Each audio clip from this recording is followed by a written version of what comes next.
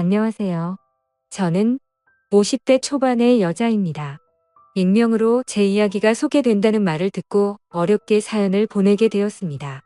저는 남편과 30대 중반에 결혼했습니다. 요즘은 워낙 30대 넘어서 결혼한 사람들이 많은데 저 때만 해도 늦은 결혼이었거든요. 저는 남편과 중매로 만나 결혼했습니다. 그래서 부모님이 엄청 좋아하셨어요. 그래서 결혼하고 딸 둘 낳고 나름대로 잘 살고 있었죠. 남편은 직장을 다니다 그만두고 현재 사업을 하고 있고요. 제 남편에는 형이 2명이 있습니다. 한 명은 현재 미국에 거주하시고 나머지 한 명은 서울에 계시죠. 그리고 저희 부모님도 서울에 살고 있어요. 시부모님 모두 건강하게 살아 계시고요. 제 아주버님의 아내, 그러니까 제 작은 형님에게는 친구분이 한 명 있는데요. 그분이 미용사입니다.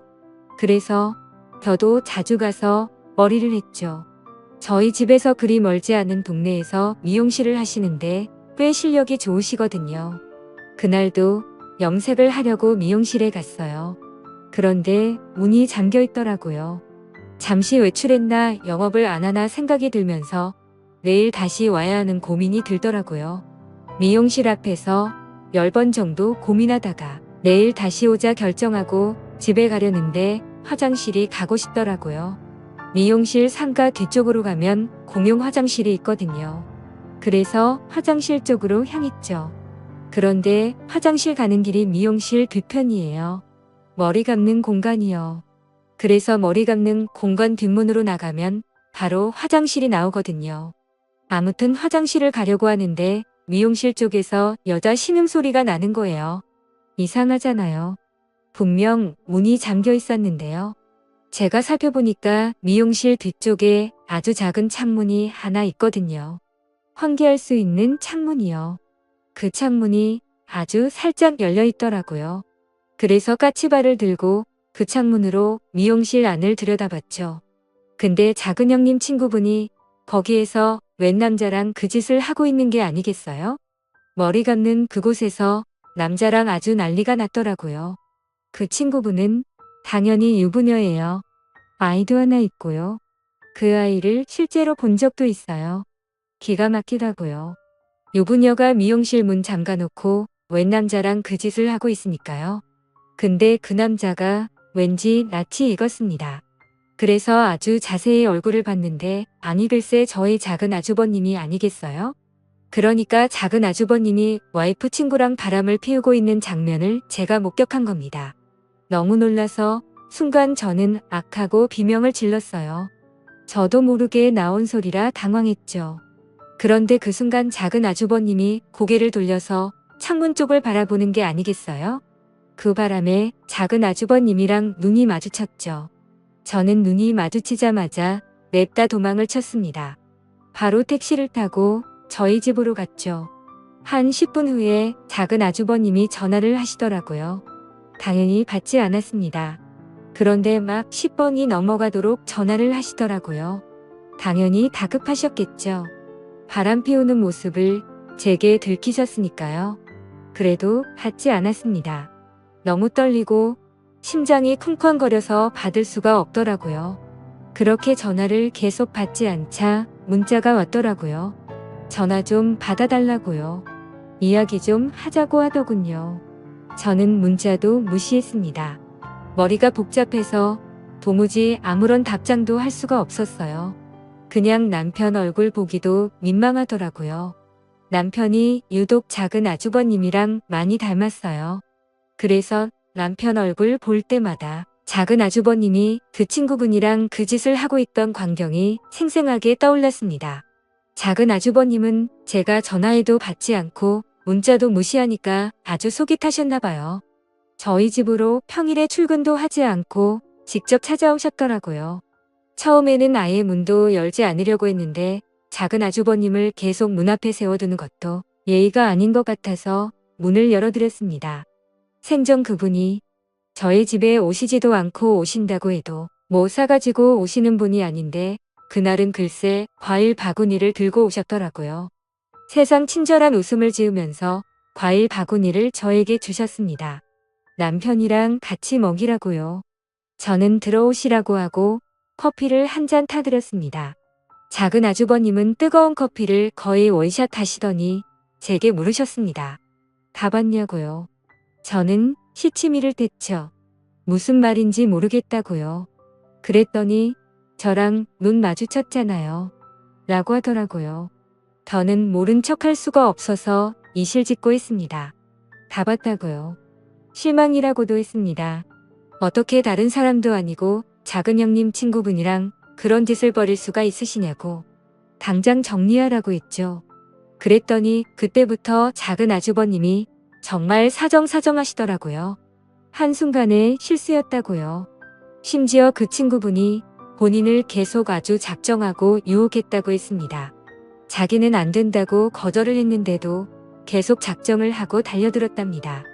여자가 그렇게 달려드는데 버틸 남자가 어디 있겠냐면서 실수했다고 하시더군요. 바람이고 뭐고 그런 것도 없었다고요. 이미 정리된 관계라고요. 그러니 제발 작은 형님에게 말하지 말아달라고 하셨습니다. 안 그래도 작은 형님에게 말해야 하나 말아야 하나 고민이 됐거든요. 하지만 말하지 말아달라고 부탁을 하닌 심술이 나서 작은 형님에게 당장 고자질하고 싶었습니다. 그런데 작은 아주버님이 그런 제 마음을 읽으신 것 같더라고요. 대뜸 저에게 비밀로 해주면 제 남편이 빌린 돈을 갚지 않아도 된다고 하시더군요. 저희 남편이 사업 시작하면서 작은 아주버님께 돈을 좀 빌린 게 있거든요. 그래서 달마다 조금씩 작은 아주버님께 그 빌린 돈을 갚는 중이었습니다.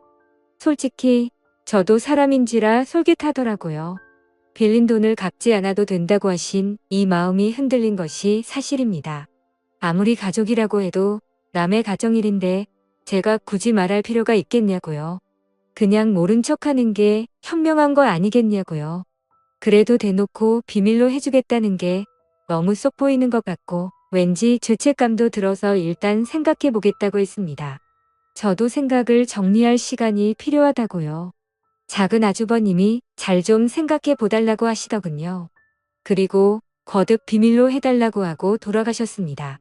그때부터 진짜 잠이 오지 않더라고요. 도저히 어떻게 해야 할지 몰랐습니다. 그렇게 고민 끝에 저는 일단 비밀로 하기로 했어요. 작은 아주버님이 다시는 그러지 않겠다고 하시니 믿어보기로 한 거죠. 실수였다고 했으니까요. 그런데 그 말이 다 거짓말이었더라고요. 제가 비밀로 했는데 왠지 찝찝했습니다. 그래서 그 뒤로 몇 번 미용실에 갔죠. 혹시 작은 아주버님이 또 계실지도 몰라서요. 그런데 글쎄 작은 아주버님이 또 미용실에 앉아 계신 겁니다. 작은 아주버님이 그 친구분이랑 커피를 마시고 계셨는데 아주 다정해 보이더라고요. 누가 봐도 사랑을 나누는 연인 사이였습니다. 그 모습을 보고 바로 다음 날에 작은 아주버님께 전화해서 따졌죠. 친구분이랑 만나고 계신 거 다 봤다고요. 왜 거짓말 하시냐고요. 왜 정리를 안 하세요? 그랬더니 아주버님은 정리를 하려고 했는데 그 친구분이 자기랑 헤어지면 죽겠다고 했답니다. 그래서 도저히 정리할 수가 없었대요. 그런데 시간을 주면 반드시 정리하겠다고 하시더군요. 그때부터 왠지 저도 모르게 작은 아주버님이랑 공범이 된 것만 같아서 죄책감 때문에 남편 얼굴도 잘 볼 수가 없었어요. 그래서 고민하다가 그 친구분을 찾아갔습니다. 그리고 아주 잘 타일렀어요. 작은 형님을 생각해서라도 이러시면 안 된다고요. 제발 작은 아주버님이랑 정리하시라고요. 그래도 저는 그분이 나름 교양이 있고 생각이 있는 분이라고 생각했거든요. 그런데 이제 보니 제가 사람을 잘못 본 거더라고요. 아주 코웃음을 치시면서 그럴 수 없답니다. 그러면서 작은 형님이랑은 사실 별로 친하지 않대요. 친구라고 나오는데 서로 별로 연락도 안 한다고요. 아니 전에는 저한테는 작은 형님이랑 엄청 친하다고 그렇게 말하더니 이제 와서 친하지 않다네요. 그게 말이 되나요? 그래서 제가 유부남이 이러면 안 되는 거 아니냐고 했더니 사랑하는데 그게 무슨 상관이냐 하더군요. 그러면서 본인은 작은 아주버님이랑 재혼할 거라고 했습니다.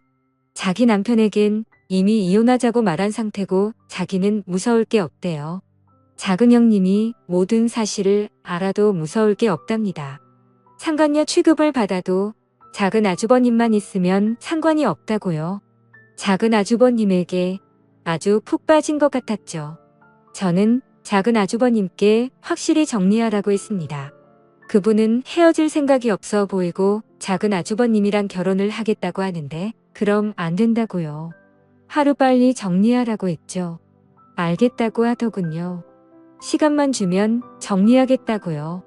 그리고 나서 2주쯤인가 모르는 번호로 연락이 와서 받았더니 그 작은 형님 친구분이더라고요. 무슨 일이냐고 물었더니 만나자고 하셨습니다. 할 말이 있다고요. 그래서 미용실로 찾아갔더니 엉엉 울면서 작은 아주버님이 바람을 피운다고 하더라고요. 아니, 이미 그 친구분이랑 바람을 피우고 있는 작은 아주버님이 또 무슨 바람을 피운다니. 제가 그게 대체 무슨 소리냐고 했더니 글쎄 작은 아주버님에게 또 다른 여자가 있답니다. 본인이 얼마 전에 알아냈다고요. 자기가 그 여자 누구냐고 따져 물으니까 알 거 없다고 하면서 헤어지자고 했습니다. 이미 다른 여자를 사랑하게 됐다면서요. 저를 붙잡고 엉엉 울면서 말하더라고요. 그런데 제가 듣다가 대체 그런 말을 왜 나한테 하는 거냐고 했더니 저보고 작은 아주버님 좀 설득해달래요. 그래서 뭘 설득하냐고 했더니 그 여자랑 헤어지라고 말을 해달랍니다. 기가 막히더군요. 본인도 바람을 피우는 주제에 누구 보고 헤어지라고 부탁을 해달라는 건지. 그래서 그런 건 내가 알아서 할 테니 신경 쓰지 말라고 했죠. 이제라도 정신 차리고 본인 가정에 충실하라고요. 그 후 집에 들어왔는데 기분이 좋지가 않더라고요. 그래서 작은 아주버님께 전화를 해서 제가 들은 부분을 모두 물었죠. 작은 아주버님은 사실이 아니라고 하더군요. 그 여자가 모두 꿈이 하는 말이라고요. 자기가 헤어지라고 해서 앙심을 품고 그런 거짓말을 한 거라고 하셨죠. 그런데 제가 느끼기엔 거짓말 같지는 않았거든요. 정말 슬퍼하면서 울었으니까요. 정말 진심으로 하는 말 같았습니다. 저는 작은 아주버님이 또 다른 여자와 바람을 피우고 있다고 확신했습니다. 이쯤 되니 모르는 척하는 것도 죄스럽겠더라고요. 그래서 남편에게 모두 말했습니다. 그동안 있었던 일을 전부 말했어요. 당연히 남편은 화를 냈죠. 왜 이제야 말하는 거냐고 엄청 뭐라고 했습니다. 저보고 그 돈 안 갚아도 된다고 해서 흔들린 거냐고요.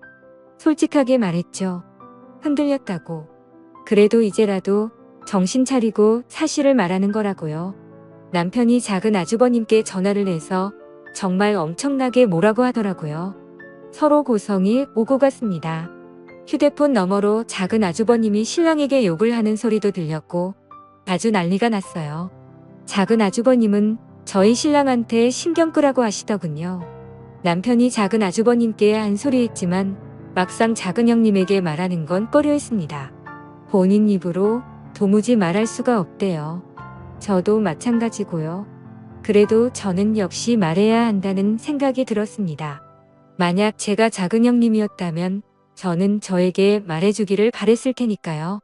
저는 정말 어렵게 용기를 내서 작은 형님에게 말했습니다. 그동안 있었던 일 전부 숨기지 않고 말했죠. 작은 형님이 그동안 작은 아주버님이 외도를 감추고 있었던 걸 알면 저를 죽을 때까지 보지 않겠다고 하실지도 모르지만 있는 그대로 말씀드렸어요. 그런데 작은 형님은 이미 알고 계시더라고요. 친구분이랑 바람을 피운 것도 알고 계시고 다른 여자랑 바람이 난 것도 알고 있었어요. 심지어 다른 여자가 누구인지도 알고 있더라고요. 글쎄 회사 경례랍니다. 나이가 40대 초반이래요. 10살은 넘게 차이가 나는 여자랑 바람이 난 거죠. 더 기가 막힌 것은 바람이 이번이 처음이 아니라는 겁니다. 결혼 생활하면서 작은 아주버님이 엄청 많은 바람을 피웠다고 하더라고요. 그걸 알면서도 작은 형님은 지금까지 모른 척 눈 감아준 거였고요. 작은 형님은 저에게 조금 실망했다고 했지만 이제라도 말해줘서 고맙다고 하시면서 자기를 도와달라고 하셨습니다. 어떻게 도와주냐고 했더니 자기 계획을 말씀하시더라고요. 알고 보니 이미 작은 형님은 많은 부분을 계획하고 계셨죠. 일단 작은 아주버님이 작은 형님 이름으로 구매했던 아파트 2채를 모두 형님이 파셨대요. 작은 아주버님이 사업을 하면서 돈을 조금 모으셨거든요. 그런데 세금을 내야 하니까 작은 형님이 이름으로 아파트를 산 거죠. 그래서 작은 형님이 그 아파트를 몰래 판 거고요. 작은 형님은 작은 아주버님 몰래 이사를 하실 계획이었어요. 아무도 모르는 곳으로 몰래 떠나실 계획이었던 거죠.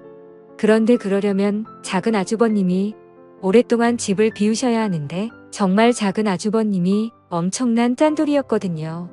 그래서 꼭 점심도 집에 가서 드세요. 웬만하면 외식도 잘 안 합니다. 기가 막힌 건 지금까지 수많은 여성들이랑 바람을 피워도 그 여자들이랑 여행 한 번 안 갔답니다. 평소에는 밥도 항상 집에 와서 먹고요. 저는 그런데도 어떻게 바람을 피울 수 있는지 신기하더라고요. 아무튼 그래서 작은 형님은 작은 아주버님이 오랫동안 집을 비울 신반이 있어야 한다고 하셨어요. 그동안 포장 이사를 불러서 이사를 해야 하니까요. 엄청난 계획을 저보고 도와달라고 하시더군요. 도와주면 지금까지 침묵했던 부분을 모두 용서해주겠다고 하시면서요. 고민이 많이 되었습니다.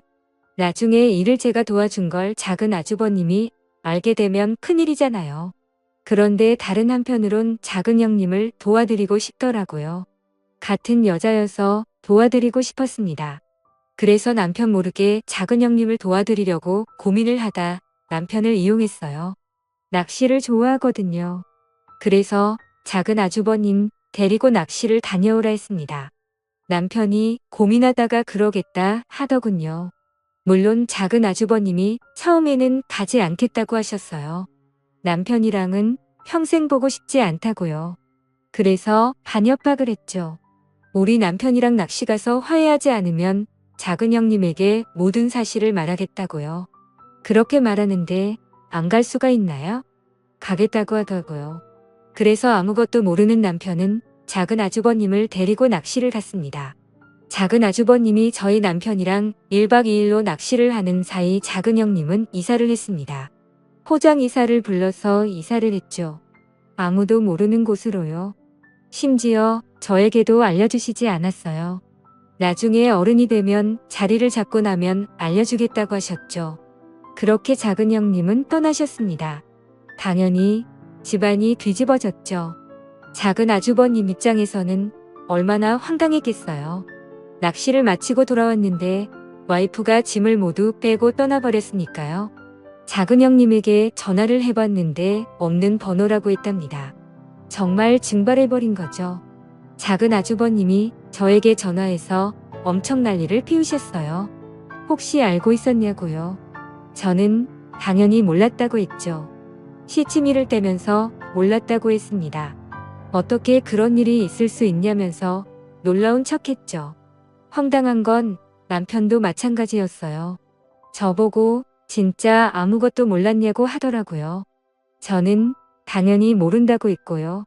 나중에 작은 아주버님이 작은 형님이 아파트 2채를 판 사실도 알게 되셨어요. 남편 말로는 작은 아주버님이 오열을 했다고 하더라고요. 나라를 잃은 사람처럼 통곡을 했다대요. 작은 형님을 잡으려고 해도 어디로 갔는지도 모르고 번호도 모르니 잡을 수가 없다고요. 그리고 나서 한 달 후쯤인가 작은 형님이 저에게 전화를 하셨더라고요. 본인은 아주 잘 지낸다 했습니다. 현재 지방에 계시다고 했어요. 어디 지역인지는 말씀해주지 않으셨고요. 나중에 작은 아주버님이랑 정리가 되면 말씀해주겠다고 하셨죠. 저는 작은 아주버님이랑 연락은 해보셨냐고 여쭈었더니 하셨다고 하시더군요. 작은 아주버님이 아주 난리가 났었다대요. 도대체 어디냐고 했답니다. 본인 돈 가지고 오라고요. 작은 형님은 그냥 이렇게 살자고 했답니다. 굳이 이혼할 필요 없다고요. 각자 이렇게 떨어져서 각자의 인생을 살자고요. 그렇게 하는 것이 더 편할 것 같긴 하겠더라고요. 차라리 이혼을 하는 게 낫지. 작은 아주버님이 절대로 안 된다고 돌아오라고 했지만 소용없었죠. 돌아갈 생각이었다면 애초에 작은 형님이 그런 계획을 세우지도 않았을 겁니다. 그 일로 인해 작은 아주버님은 지금까지 바람을 피셨던 것을 시부모님께도 들키게 되었습니다. 그래서 또 한바탕 난리가 났었죠. 그리고 시부모님이 작은 아주버님이랑 저희 부부를 불러서 이게 대체 무슨 일이냐고 화를 내셨어요. 그리고 작은 아주버님에게 지금까지 밖에서 어떤 짓거리를 하고 돌아다니길래 이런 사단이 난 거냐고 하셨죠. 시아버지께서는 너 같은 자식 필요 없으니 다시는 본인 눈에 보이지 말라고도 하셨어요. 그 소식이 미국에 계신 큰 아주버님에게도 들리셨나 봐요. 당연히 큰어머니께서 말씀을 하셨겠죠. 남편 말로는 큰 아주버님이 작은 아주버님께 전화를 해서 엄청 욕을 하셨게요. 부끄럽다고 하시면서 평생 반성하며 살라고 했답니다. 재수씨 괴롭히지 말라고요. 그냥 그렇게 살라고 했답니다. 작은 아주버님도 큰 아주버님에게는 꼼짝 못해요. 그래서 그 말 듣고 더 이상 작은 형님을 괴롭히지 않는 것 같더라고요. 어느 정도 상황이 정리가 되니까 작은 형님이 아무에게도 말해주지 말라면서 사는 곳을 말씀해 주셨습니다. 작은 형님은 제주도에 계셨죠. 작은 형님은 작은 아주버님이 자신이 사는 곳을 알 수 없도록 작은 형님, 어머님 이름으로 집을 구매했다고 했습니다. 그래야 절대 모른다면서요. 그래서 전 남편에게 친구들이랑 놀러 간다고 말하고 작은 형님을 보러 제주도에 갔었어요. 형님이 편안하게 사시는 모습을 보니 안심이 되더군요. 저는 남은 인생을 편하고 즐겁게 보내시라고 했죠. 가끔 이렇게 찾아오겠다고요. 작은 형님은 흔쾌히 그러라고 하셨습니다. 남편은 제가 작은 형님이 어디에 있는지 알고 있다는 사실을 눈치챘는지 저에게 가끔씩 물어봅니다. 작은 형님이 대체 어디에 있냐고요. 서로 연락하고 지내는 거 다 안다고요. 저는 절대로 모른다고 했죠. 절대로 알려고 하지 말라고요. 계속 묻다가 제가 말을 하지 않으니까 더는 물어보지 않더라고요.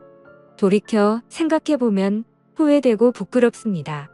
진작에 작은 형님에게 사실을 말하지 않은 부분이요. 그것만 생각하면 정말 얼굴이 화끈거려요. 작은 형님은 그럴 수 있다고 본인이었어도 말해주는 게 어려웠을 거라고 다 이해한다고 했지만 그럼에도 부끄러운 것은 사실이에요. 그나마 일이 이렇게 잘 끝나서 다행이죠.